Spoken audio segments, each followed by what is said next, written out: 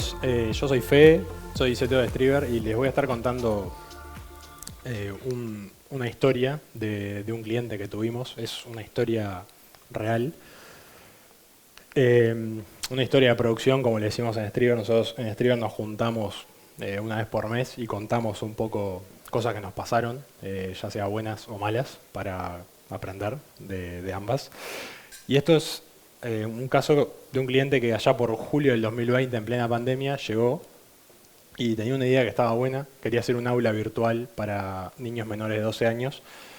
Y nada, estuvimos charlando un poco con el cliente, un mes, ponele, algo así. Y por agosto dijimos, bueno, ¿qué tan difícil puede ser un aula virtual? Tiene videollamadas, cosas en real time. O sea, era bastante difícil en realidad, pero dijimos, bueno, vamos a darle. Y pasó un tiempo. No fueron 75 años por suerte, fueron un poco menos. En enero de 2021 tuvimos la primera llamada en producción con esa aplicación, ese MVP. No fue la primera de producción realmente, o sea, hubieron otras antes con docentes, pero esta fue la primera que involucraba a usuarios, digamos, niños, usuarios finales. Y nada, la app estaba muy buena, era re interactiva, imagínense algo para niños, tiene que ser divertido. Estaba muy linda estéticamente. El diseñador había hecho tremendo laburo, nosotros habíamos tratado de hacer lo mejor posible para hacer el pixel perfect, como todos le dicen. Y nada, y yo les voy a contar la historia de qué pasó después de esto, ¿no? Pero antes les voy a hacer una pequeña demo para que entiendan un poco qué tipo de interactividad me refiero. La demo no es sobre la aplicación que hicimos en ese momento, es una que construí para esta charla en específico, pero tiene algunos elementos como para que se imaginen cómo era la cosa. Ahí, a ver si carga esto. Sí.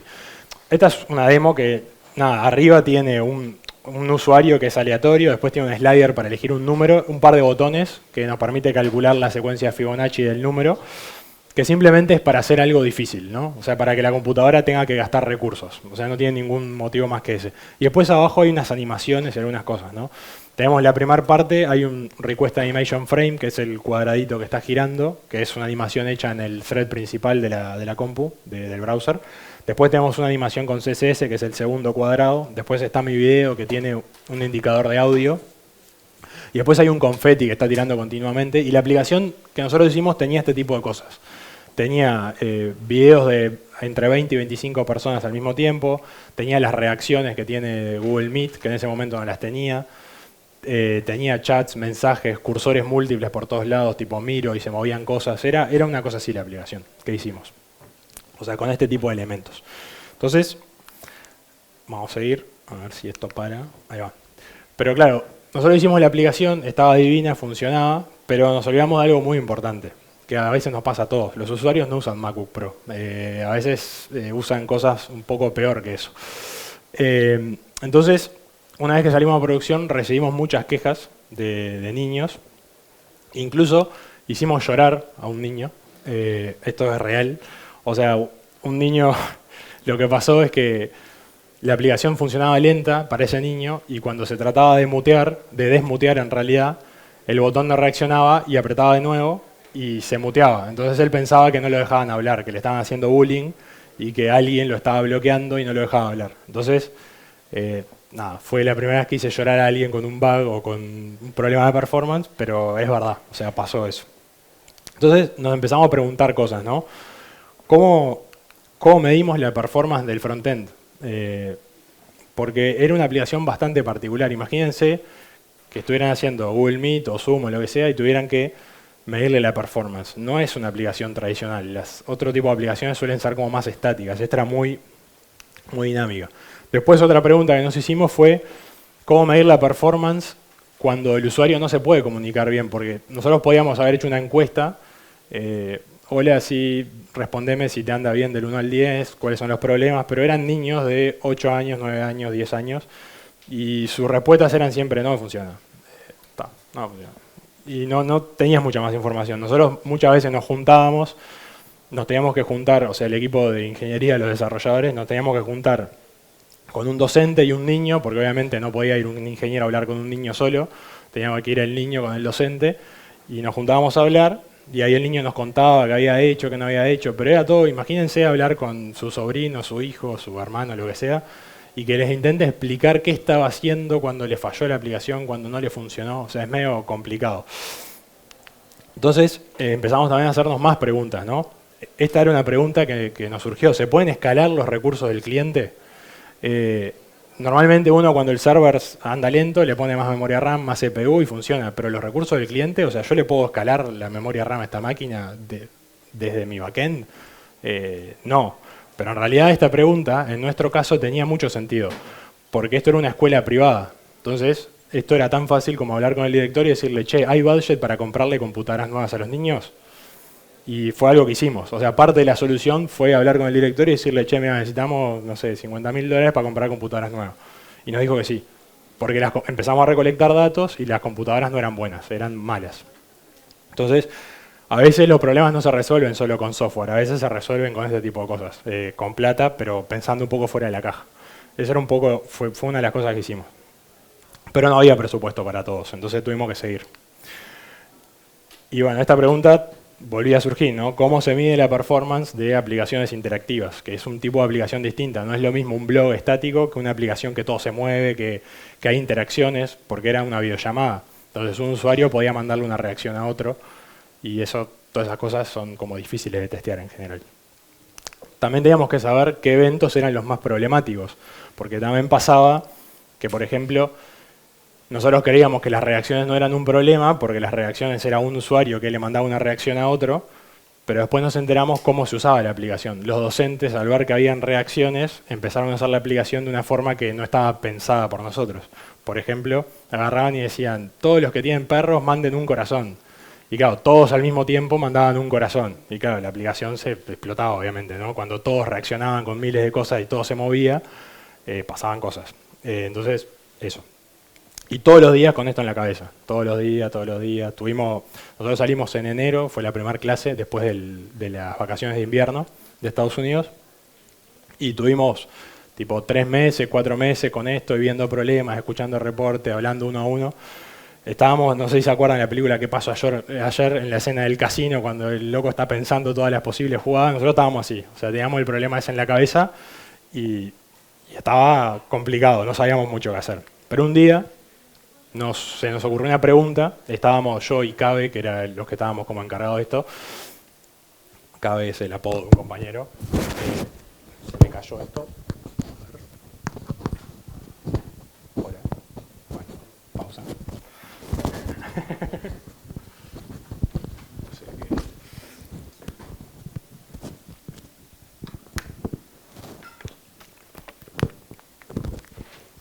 ¿Qué va? Bueno, me hidrato. Y bueno, justo, o sea, no fue a propósito, o sea, justo generé un poco de tensión ahí, pero no fue a propósito. Y la pregunta era, ¿cómo se mide la performance de los videojuegos? O sea, ¿cómo, si yo tengo, no sé si la gente juega acá o no, pero si yo tengo un juego que todo se mueve, que todo es interactivo, ¿cómo se mide la performance de eso? Por lo general hay un proxy, bueno, perdón, me faltó esto. Y en ese momento nos sentimos como Neo, ¿no? Nos bajó todo el conocimiento, digamos. Y hay un proxy para medir la performance en los juegos que es los FPS, los frames por segundo. Si yo puedo pintar más veces en la pantalla, la experiencia se siente mejor. Es un proxy, hay otras formas de medirlo, pero este es un proxy que es bastante bueno. Por eso ven que la gente siempre trata de tunear las máquinas para tener 190.000 FPS por segundo en los juegos, y es porque es una muy buena métrica para medir ese tipo de performance. Y algunos, capaz que los que tienen más experiencia, estarán pensando, che, Fede, ¿y los Core Web Vitals? No sé si a alguno le suena esto. Son una serie de métricas que las definen los browsers, Google, Mozilla, todos, que nos permiten medir la performance de sitios web. Pero tienen un problema, y es que están bastante enfocados a performance de sitios estáticos. Entonces, por ejemplo, la primera métrica, que es LSP, Largest Contentful Paint, es básicamente la velocidad a la que carga una página. Si carga rápido, tengo un buen score ahí, si no, es malo. A nosotros no nos importaba, porque la aplicación era pesada, o sea, pesaba, no sé, 2-3 megas, una vez que cargaba, ya estaba. Entonces, esta métrica no nos servía. Después está la última, que es el Cumulative Layout Shift, que es qué tanto se mueven las cosas en la página. A nosotros no nos importaba porque la aplicación estaba diseñada para moverse, o sea, todo se movía todo el tiempo, entonces no nos servía. Y después está la del medio, que es Interactive to Next Paint, no, que es Interaction to Next Paint, ahí va. Que esa parece ser razonable, es el tiempo que demora la aplicación en pintar algo nuevo una vez que un usuario tiene una acción. Pero hay un detalle, y es que en el 2020 esa métrica no existía. Esa métrica la empezaron a medir recién en marzo de este año. La medían antes, la hicieron estable en marzo de este año. Habían otras, pero bueno. Y después, si se fijan también, la métrica reciente a verde, o sea, el rango de verde es de 0 milisegundos a 200 milisegundos. Entonces, Interaction to Next Paint puede resultar Interaction to Next Paint, porque 200 milisegundos son 5 frames por segundo. O sea, no sé si han jugado, pero 5 frames por segundo, o sea, no sirve. Podía ser menos, pero no nos servía mucho. Entonces, llegamos a la conclusión de que había que medir los frames por segundo. Esa fue la conclusión. Entonces, como toda persona que trabaja en el rubro nuestro, cuando llega un problema, trata de ver si alguien ya lo resolvió. A ver si podemos hacer algún copy-paste, alguna cosita. La respuesta era que en ese momento no lo encontramos. Hoy en día, si buscan esto, van a ver que LogRocket lo hace, pero en ese momento no lo hacía. LogRocket es una aplicación para medir performance de frontend. Ellos en ese momento no lo hacían, hoy sí lo hacen. Bastante parecido a lo que nosotros llegamos en ese momento. Y ahí. Entonces nos seguíamos preguntando, ¿no? ¿Cómo se miden la performance? ¿Cómo se miden los frames por segundo? Y ahí, no sé si alguno ha trabajado con animaciones en la web y entra una API que se llama Request Animation Frame, que, como tal vez les indica el nombre, lo que esta API les permite hacer es pedirle al browser una ventana de oportunidad para cambiar el siguiente frame. Vos le decís al browser, che, yo necesito actualizar la pantalla, avísame antes de que vayas a pintar, yo hago el cambio y vos pintás con lo nuevo. El browser, cuando uno arranca un ciclo de Request Animation Frame, trata de llamarlo lo más rápido posible. O sea, para tratar de mantener las animaciones de forma fluida. Porque la animación, si uno se mueve de acá a acá, la idea es que la pelotita o lo que sea que se va moviendo vaya lo más despacito posible. O sea, vaya rápido, fluido. Cuanto más intervenciones hay, más fluido es. Entonces esta API lo que te permite es eso, sincronizarte con la velocidad a la que pinta el browser, básicamente. Justito antes de que pinte, te llaman, vos haces lo que tenés que hacer, movés la pelotita del lugar, cambiás el color de algo y el browser va y pinta. Pero ahí surge otra pregunta, porque medir la performance afecta a la performance. Depende de qué tipo de cosas estés haciendo, ¿no? Si vos estás midiendo, tirándole request a un servidor, no estás midiendo tal vez la performance del cliente, sino la del servidor, y la del servidor se ve afectada. En este caso, la performance era la del cliente y la estabas midiendo in place, entonces se afecta. A menos que vos lo mires de afuera sin tocar nada, es difícil no afectarla. Entonces la pregunta era ¿cuánto? Nosotros ahí hicimos pruebas con nuestras MacBook Pros y algunas otras pruebas con otras computadoras y más o menos llegamos a que entre un 1% del CPU y un 10% dependiendo de la máquina lo gastabas midiendo la performance. Pero bueno, dijimos estaba promedio 5, nos daba el ROI y dijimos bueno, vamos a darle. Entonces seguimos avanzando con la solución. Pero ahí surgió otra pregunta, medimos todo el tiempo, porque si vamos a gastar 5% del CPU, tal vez no tiene sentido medirlo todo el tiempo. Entonces, ¿cuándo medimos? Entonces, teníamos como un proceso de elegir a quién le medíamos y a quién no. Teníamos un sampling. Entonces era, a fulanito le toca hoy, a fulanito le toca mañana, o a fulanito le anda mal, vamos a medirle, a fulanito le anda bien, no lo medimos. A los ingenieros siempre le medíamos, a todo el equipo de ingeniería y a todos los docentes estaba todo el tiempo midiendo. ¿Por qué? Pues nosotros teníamos MacBook Pro. Si a nosotros nos andaba mal, significaba que todo andaba mal. Era nuestra línea base. Y los docentes también tenían todas buenas computadoras. Más o menos la arquitectura original, para que se hagan una idea, o sea, teníamos el cliente, que es donde se miden las cosas. Después tenías un servidor que recibía los eventos. Después teníamos en DynamoDB, ahí teníamos la lógica del sampling, digamos. O sea, decía, a tal usuario se lo medís, a tal usuario no se lo medís, y por cuánto tiempo. El tiempo no me acuerdo si lo teníamos ahí o no, pero bueno. Y después mandábamos todo a Datadog y Datadog mostraba cosas, mostraba gráficas, hacía cosas. Esa era la arquitectura que nosotros hicimos, la original. Y una alternativa, que es la que hice para la demo, pues no quería configurar Datadog y me parecía más interesante probar otra cosa, que fue la que hice y es lo que van a ver ahora después. Es lo mismo, cliente-servidor, después una queue, porque en realidad si tenés muchos eventos, tirar a la queue siempre está bueno para evitarte algunos problemitas. Un worker, una time series database para guardar todos los eventos porque ocurren a lo largo del tiempo. Podía ser cualquier otra base de datos, pero ¿por qué no una específica para el problema? Y un Grafana para mostrar las cosas. No había mucho misterio. Después, una vez que tuvimos la data, una vez que medíamos, cómo... Perdón, voy a tomar agua que estoy medio... ¿Cómo resolvíamos los problemas, no? Ese era un poco el desafío, o sea, qué técnicas usamos y se pueden usar, podrían usar ustedes. Se te cayó algo ahí, no sé si es importante, pero... bien, ahí. Algunas técnicas, ¿no? Algunas cosas que se pueden hacer. Uno en el browser puede animar usando CSS Animations o moviendo los elementos con, no sé, transformaciones o poniéndole la posición absoluta y todas las cosas. Lo ideal, siempre que puedan, usen CSS Animations porque corren en el GPU, entonces no bloquean al cliente. Pero no siempre es fácil, o sea, hay algunas animaciones que no son sencillas de hacer. Si vos tenés como algo muy complejo, ¿no? Que sigue un patrón, una curva o cosas raras, capaz que te lleva mucho tiempo llegar a la configuración exacta de CSS para que todo funcione bien. Pero nada, siempre traten de usar animaciones CSS porque eso corre en el GPU y no afecta la performance del thread principal del browser. Después otra es web workers, o sea, JavaScript es un single thread language, no sé qué, pero en realidad en el browser tiene una API del browser que les permite tener un thread independiente y comunicarlos.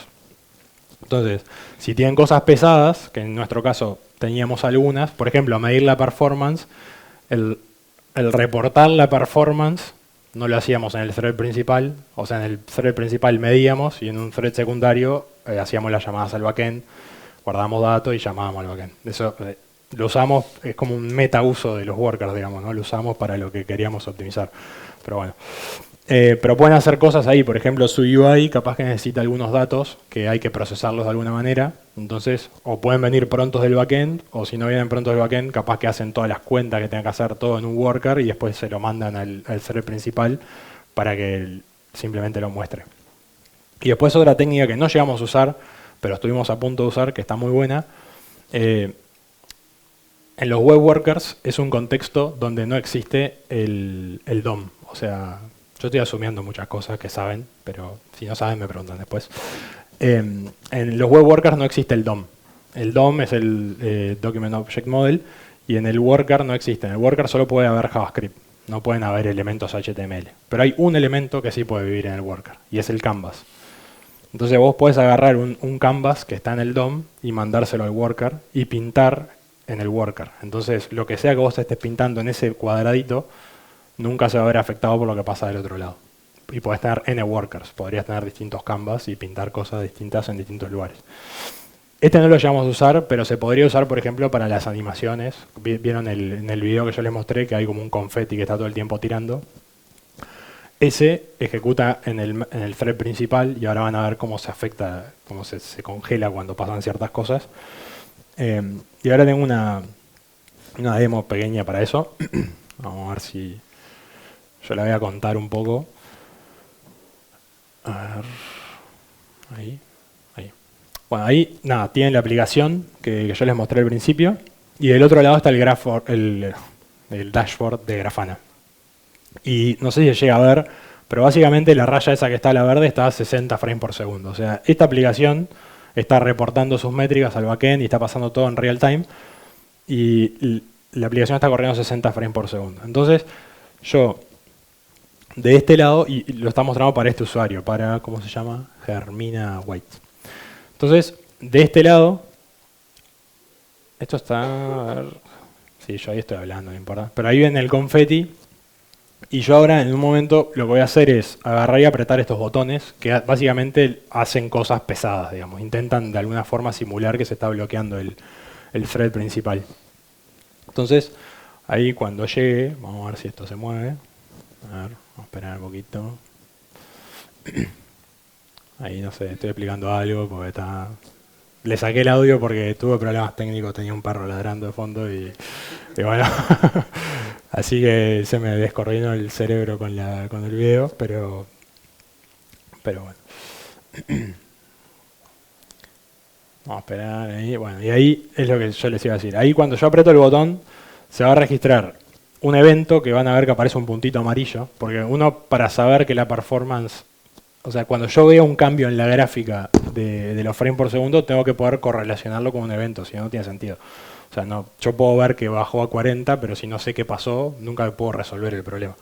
Entonces, en el dashboard se reportaban tanto los frames por segundo como los eventos que pasaban. Y yo ahí lo que hice, ejecuté un evento calculé la secuencia de Fibonacci el número 38, que eso demora, no sé, 200 milisegundos. Entonces del otro lado ven que la gráfica baja porque bajaron los frames por segundo. En ese segundo se perdieron 15 frames. Entonces yo veo ahí que está el bajón, digamos, ¿no? Pero si yo soy un poco más agresivo, que a veces pasaba cuando el docente decía, todos levanten la mano, todos tiren cohetes, no sé qué, ahí se empezaba a ver como un problema más grave, digamos, ¿no? Tu performance empezaba, ahí abajo dice cuántos frames se perdieron y cuánto tiempo demoró en computar, pero básicamente vos veis la gráfica que empieza tipo a moverse y decís, este usuario está teniendo una experiencia que es media mala. Vos allá están la mediana y el P99, pero no importa, miren la otra grafiquita. Entonces vos ahí veías, tenés los puntitos amarillos, es el evento que está ocurriendo que se correlaciona con el cambio de performance, digamos. Y después ahí estoy apretando el otro botón, que básicamente estoy haciendo el mismo cálculo, pero en un thread independiente. Entonces ahora van a ver cuando empiezan a aparecer los eventos en la gráfica, los celestes son cuando lo calculo en el thread principal y eso afecta a la performance.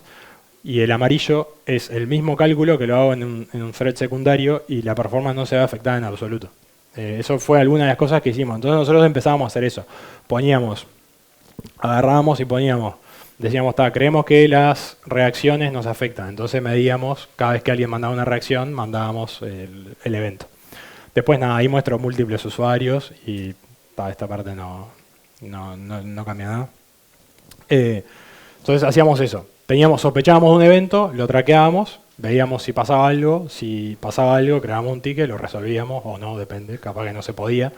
Algunas soluciones eran, por ejemplo, habían casos que se podía sacar la feature para algún usuario, tipo si a este usuario le anda mal la feature se la apagabas y listo. Vamos a seguir ahí. Y bueno, y esa es un poco la historia de cómo pasamos nosotros de 0 frames por segundo a 60 frames por segundo.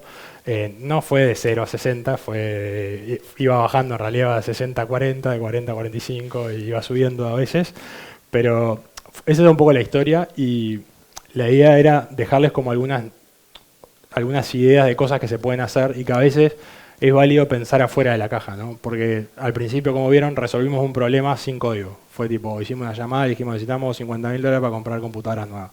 Y nos dijo que sí. Y ahí no hubo ni una línea de código. A veces sí hay que hacer código y a veces tenés que hacer cosas que no te imaginabas que tenías que hacer. Incluso hicimos una tool que hoy en día se vende, que es la del LogRocket, para medir la performance de una aplicación. Pero estuvo re interesante. Después del código esto en algún lado lo voy a poner.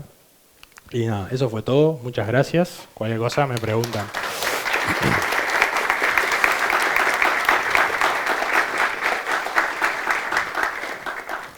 Tenemos unos minutitos para preguntas, no sé si... ¿5.000? No sé si hay alguna pregunta, pero... ¿Sí? La herramienta que dijiste ahora, LogRocket. ¿esa de ustedes? No. Ojalá, pero no. No pensaran, porque entiendo que gran parte de lo que mostraste es como productizable Sí. y armar, no sé si un framework tanto para la solución del problema como la monitorización. Sí, lo pensamos, pero nunca hicimos research de mercado ni nada. Viste que es difícil, un producto tiene sus dificultades, pero sí lo pensamos. O sea, sí, ahí la idea. Gracias. De hecho tenemos el punto, el dominio comprado. La típica, la típica. ¿Alguna otra pregunta? ¿No? Bueno, allá, sí.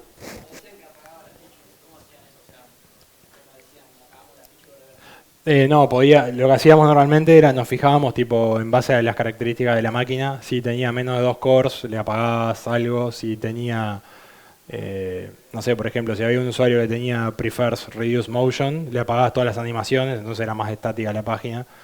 Si tenía menos memoria RAM, no sé, hacía cosas, era un poco la idea. Sí. Eso me despertó otra pregunta. ¿Llegaron a analizar qué características, o sea, experimentaron como para llegar a esas conclusiones? Sí. ¿Qué características eran necesarias para tener determinados tiempos de respuesta que ustedes querían o ciertos frames por segundo? No sé si entendí la pregunta. A ver. ¿Cómo llegaste a que si tenía 2 cores o un core, habilito o no habilito? No, eso fue todo a prueba y error, digamos, como viendo a ver qué pasaba. Sí, y probando un poco, viste que vos en la máquina local podés simular que tenés menos cores, que tenés menos memoria en el browser. Entonces un poco simulábamos también y probábamos ahí algunas cosas, pero teníamos como alguna idea de que iba por ahí algunas cosas, entonces íbamos probando. Sí, sí, y nos quedan 2 minutos. Sí.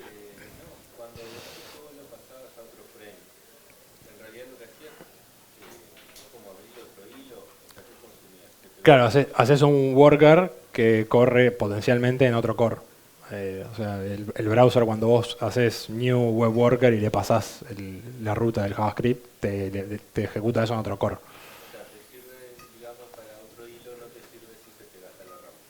Si te gasta la RAM no, pero sí, claro. Sí. ¿Y en cuánto tiempo hicieron esa aplicación? ¿La parte de medir la performance o la aplicación? La aplicación. La aplicación, el MVP fueron tipo 4 o 5 meses, 4 meses, ponele, hasta que salimos a producción, o 5, no me acuerdo la fecha. Y después seguimos por como 2 años en total trabajando en ese proyecto. Y la parte o sea, siempre saliendo a producción, digamos, ¿no? Y la parte esta de medir los frames por segundo, esto fue capaz que fueron 2 sprints, 2 semanas. Sí. ¿Y en jornadas de cuánto tiempo? ¿Cómo? ¿En jornadas de cuánto tiempo? 8 horas. Sí. Sí. Éramos 2 personas, o 3 personas. 2 personas éramos. 2 personas. Sí. Después fuimos 3, 4, pero al principio éramos 2. ¿Sí? Además, y nos quedan pocos segundos. Ya está nerviosa. Listo. Bueno, gracias.